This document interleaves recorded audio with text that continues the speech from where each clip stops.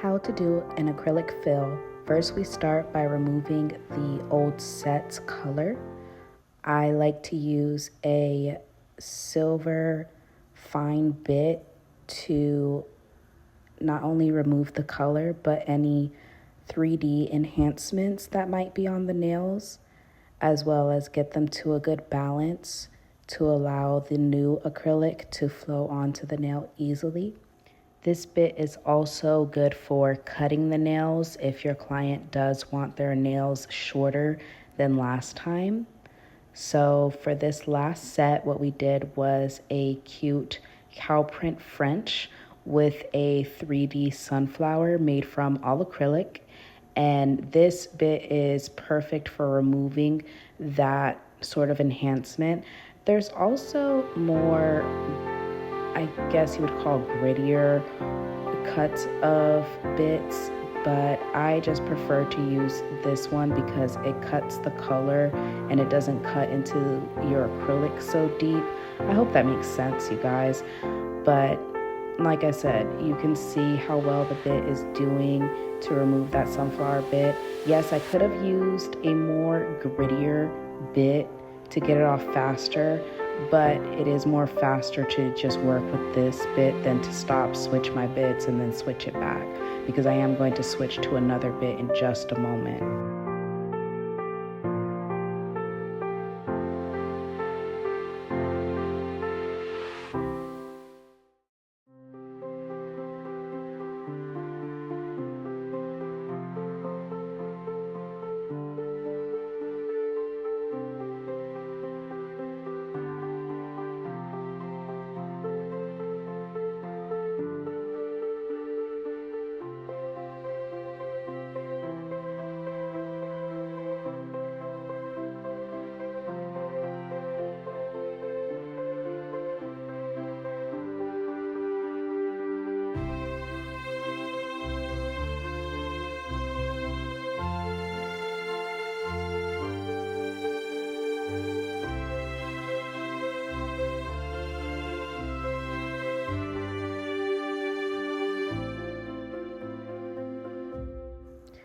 For all of my beginners, it may seem as though I'm filing back and forth on the nail, but that is not the motion. I am just going very fast and picking up my bit away from the nail as I go back and forth. If you do go back and forth on your client's nails, that will cause friction and burning, so please don't do that. I've been doing this for quite some years, so I'm just moving very fast, so it might give the impression that I'm going back and forth, but that's not the case. That's not how you file. As you keep going, you will learn speed and you will find yourself possibly doing the same motion. But again, I am picking up my drill bit as I go to avoid any friction and hurting my client.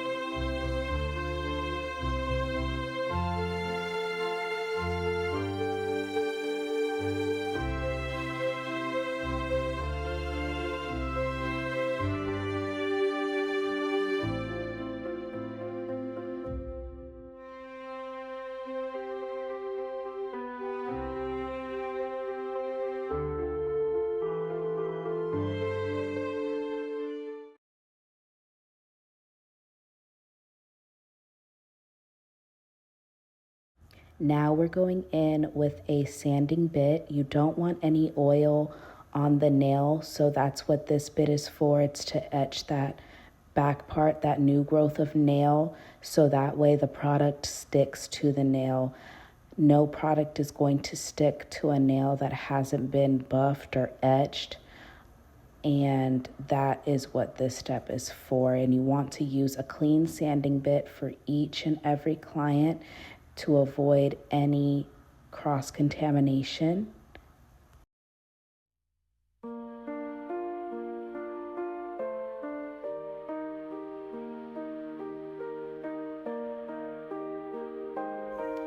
Our next step here is to use a dehydrator on the nail. So you can also use 100% rubbing alcohol for that step, but the next step is a primer.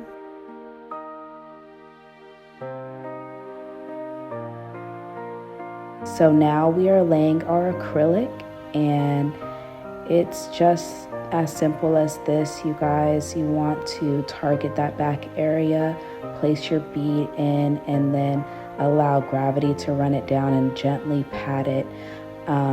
I hope you can tell that I'm using a very gentle motion, even though it might look a little rough, like I'm just plopping my brush on her, but that again is just due to me been doing nails for so long that some of my hand motions might look a bit rough, but I promise I am very gentle with my clients, just very fast. So again, you want to just drop that acrylic onto the new growth of nail and smooth it down. If you're working with a more dry bead, you're going to be patting like I am. If you're working with a more wet bead, you want to allow gravity to take over and allow the product to run down to the nail and to clip it off at the end. So again, drop that bead into the new growth and just smooth it down, allow it to run down, and allow the acrylic to shape into the nail. Acrylic is very forgiving. It tends to form where you put it. So just be very mindful to wipe the sidewalls so that you're not getting product into the sidewalls, because that can be a little painful to separate at the end once you're done with laying your acrylic. And you want to use as many beads as you need to get the good structure of nail. It's okay to look at your nail from all angles and make sure that you have a good apex going. And with doing a fill, you want to make sure that that new growth area is somewhat thinner than the middle part of the nail. So that way it has a nice even flow to the nail to avoid any lifting. If it's too thick in the cuticle area, it'll lift. If it's too thin, it'll lift. So this will come with practice.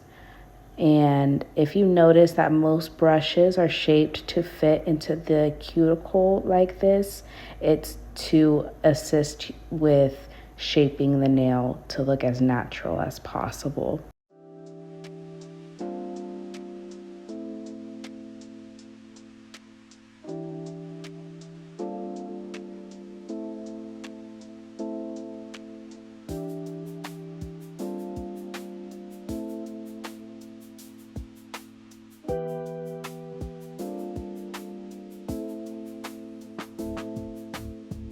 Next, you want to file those nails into shape.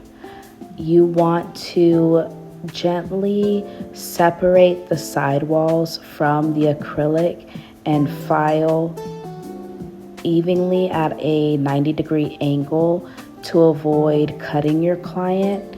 Again, you do want to make sure that you separate gently the skin from the acrylic to avoid it lifting on the sides or to avoid it being stuck and being painful and uncomfortable for the client to wear.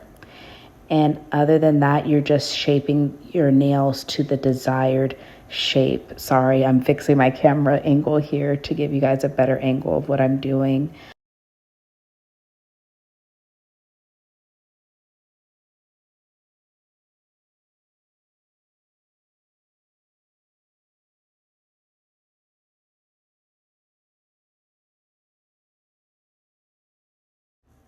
After shaping with the hand file, we go in with our electric file and smooth that back area, that cuticle area, in order to be flush to the nail to avoid any lifting. And this way we're also smoothing out any lumps to make sure that our application is natural looking, even, to get a good polish and just very nice, and the apex is strong. So you want to use the tip of your drill bit into the cuticle area and then work with it down to the base and to the end. And as always, please use your thumb and finger to pinch away the client's skin from this part to avoid any injury or any skin contact with the e-file.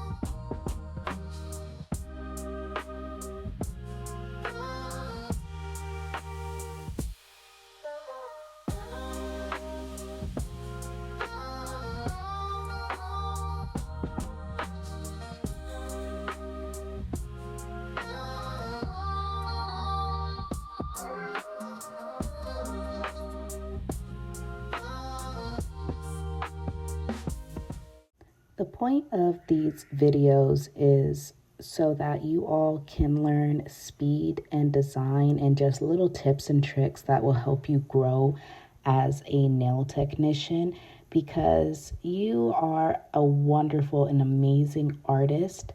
And when you couple that with speed, it just ups your game by 10 times, because that's why many people will go to a traditional nail shop, is because they can be in and out whether or not they like the design or the quality of the nails or not. Sometimes it doesn't matter because people don't have the time to sit there and allow you to do your best work. So learning to do your best work in a good amount of time is really going to elevate your nail career. That's why I love doing these tutorials. This is the portion of the video where my phone died. Unfortunately, I didn't get to show the beginning part of this design, but you can kind of get the idea of what we're going for here. We have a cute hot pink French on one nail and two nails fully coated in the same color pink, a white nail, and we are going to do a little, I guess, cow print on that pinky, but it is going to have black and pink in it. It comes out really cute. And if you are still listening to this voiceover part of the video, another little tip for doing a deep French that I like to do is to do an upside down A.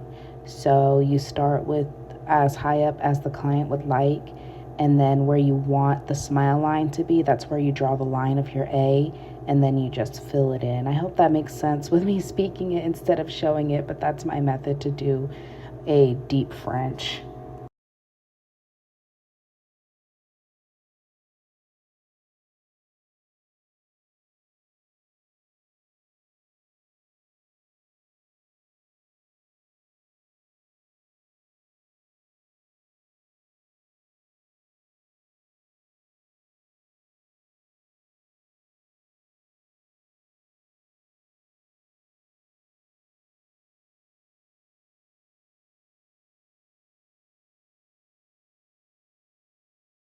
I love doing this design because it's fairly easy. You put a few dots and a few squiggles, and it does give the resemblance to a cow print.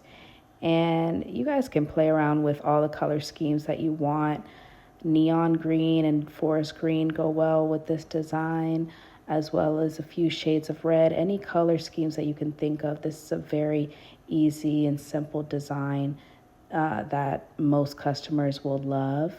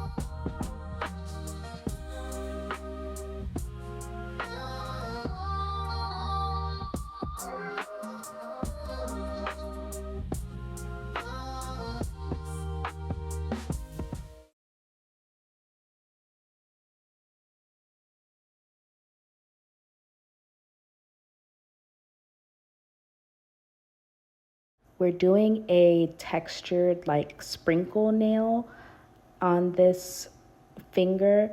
What you want to do is go in with your top coat and then just sprinkle on some glitter and then cure it in your lamp, and it will give you a textured nail at the end. So after you're done curing it, you just want to brush away any excess glitter and make sure that you're using a non-wipe top coat for this design.